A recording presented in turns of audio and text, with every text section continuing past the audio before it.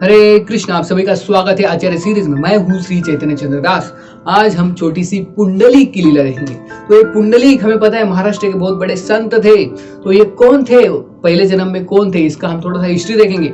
तो जैसे हम कृष्ण बुक में पढ़ते हैं, श्री कृष्ण की लीला देखते हैं, जब काल यवन एक राक्षस असुर भगवान कृष्ण के पीछे लगा था और काल यवन भाग रहा था भगवान के पीछे और भगवान कृष्ण आगे आगे दौड़ रहे थे और ये काल यवन उनके पीछे पीछे जा रहा था। तो जैसे ही भगवान फिर थोड़ी देर में आगे जाके एक गुफा में जाते, बहुत बड़ी गुफा होती है, और वो गुफा में जाके छुप जाते। तो भगवान ऐसे नहीं कि उनसे डरे थे, कालियवन से, कालियवन की हत्या भी कर सकते थे, लेकिन वो अंदर जाते उनका कुछ अलग पर्पस होता है। तो फिर ये कालियवन भी पीछे पीछे पीछे आता है भगवान के और उस गुफा में घुस जाता है। तो उधर वो भगवान वो देखता है कालियवन कि कोई तो सोया है और उसके ऊपर ये पीतांबर वस्त्र है जो भगवान कृष्ण पहनते हैं, पीतांबर। तो कालियवन को लगता है ये भगवान कृष्ण जो है, कृष्ण मुझसे डर के यहाँ पे आके सो गया। तो कालियवन सोचता है ऐसा है, इतना डरपोक के आके सो गया, लेकिन मैं इसको छोड़ने नहीं वाला। तो कालियवन जाके उस व्यक्ति को लात मारता है जोर से। तो जब वो व्यक्ति उठ जाता है और इस कालियवन की तरफ देखता है आंखों में आंख डाल के, तो तुरंत ये कालियवन भस्म हो जाता है, उधर ही राख बन जाता है। और फिर वहां से भगवान पीछे से आते हैं सामने, और ये जो व्यक्ति होता है जो सोया हुआ रहता है और अभी उड़ जाता है, जो जला देता है कालियवन को, वो रहता है मुचुकुंद, जो कि बहुत सालों से वहां पे सोया हुआ रहता है। तो उसको एक वरदान मिला रहता है कि जब वो किसी को देखेगा नींद से उठ के तो उसको भस्म कर देगा। तो ये कालियवन की ऐसी हत्या हो जाती है मुचुकुंद के द्वारा। और ये मुचुकुंद जो होते हैं भगवान के बड़े भक्त होते हैं। फिर मुचुकुंद भगवान के सामने आते हैं और फिर भगवान के बारे में बहुत सारे गुणगान करते हैं। तो फिर बाद में भगवान उनको आशीर्वाद देते हैं कि आपको मेरा स्मरण हमेशा रहेगा। फिर यही जो मुचुकुंद है अगले जन्म में बनते हैं पुंडलीक। ये कथा आती है स्कंद पुराण में। तो ये पुंडलीक जब अगला जन्म लेता है पंढरपुर में, और उनके माता पिता और वो पुंडलिक साथ में रहते हैं, लेकिन ये पुंडलिक जो है वो बहुत ही नालायक व्यक्ति रहता है। वो माता पिता का ख्याल नहीं करता, उनको तंग करते रहता है।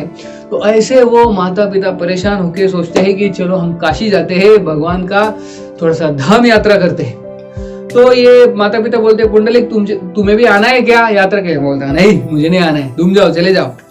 तो वो जाते हैं आगे काशी के लिए। और फिर ये जो पुंडलिक, ये एक दिन ऐसे घूमते घूमते उसको मन में आता है कि मैंने भी थोड़ी तीर्थ यात्रा करनी चाहिए।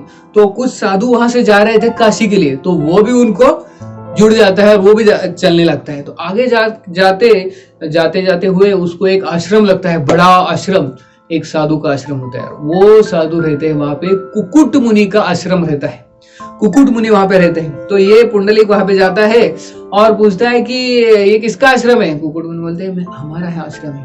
तो वो पूछता है पुंडलिक कि ये जो काशी को रास्ता जाता है कहाँ पे, कैसे जाते हैं काशी को? तो कुकुट मुनि बोलते हैं मुझे पता नहीं है, मैं तो यहीं पे रहता हूँ। तो पुंडलिक तुरंत गुस्सा हो जाता है, क्योंकि वो बहुत अपराध करते रहता है सबके प्रति, अपने माता पिता के प्रति, साधु के प्रति, इतना वो नालायक व्यक्ति होता है। तो कुकुट मुनि के ऊपर गुस्सा हो जाता है, तुमको पता नहीं कैसे नालायक व्यक्ति हो, ऐसे वैसे कुकुट मुनि को भला बुरा कर देता है। तो कुकुट मुनि चले जाते हैं आश्रम में। फिर लेकिन ये रात होती है तो उसको लगता है कि कहीं तो इधर ही सो जाते हैं, कुकुट मुनि के आश्रम में, चलो तो उधर ही सो जाता है रात के लिए। तो रात में वो देखता है कि इधर 3 जो महिलाएं आती हैं, स्त्री आती हैं, और उनका रूप बहुत ही कुरूप होता है। और वो वहां पे आती है और क्या कर रही है, झाड़ू लेके उधर साफ कर रही कुकुट मुनि का आश्रम। और ऐसे झाड़ू मारती है, सब साफ करती है। और बाद में वो झाड़ू मारने की सेवा जब हो जाती है तो वे ऐसे कुरूप स्त्रियां, 3 स्त्रियां एकदम सुंदर तेजस्वी स्त्रियां बन जाती है। तो ये पुंडलिक देखता है कि अरे ये तो ऐसी कुरूप स्त्रियां थी और अभी सेवा के उन्होंने ये आश्रम साफ किया और तुरंत वो तेजस्वी बन गई। तो तुरंत उनके पास जाके पूछता है पुंडलिक कि आप कौन हो और ये क्या हो रहा है?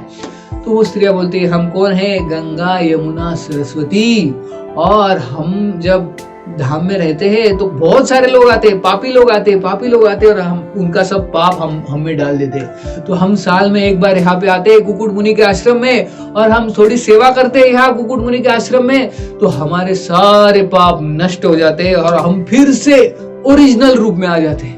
तो ये कुकुट मुनि की महिमा है। कुकुट मुनि इतने बड़े भक्त है, उनके थोड़े से संग के प्रभाव से हम शुद्ध हो जाते हैं। तो फिर वो स्त्रियां चली जाती है और ये जो पुंडलिक होता है उसको फिर स्मरण हो जाता है कि मैं कितना बुरा व्यक्ति हूँ, मैंने क्या क्या किया, बचपन से इतने सारे पाप किए, मेरे माता पिता को कितना परेशान किया, सबको परेशान किया, साधु संतों को।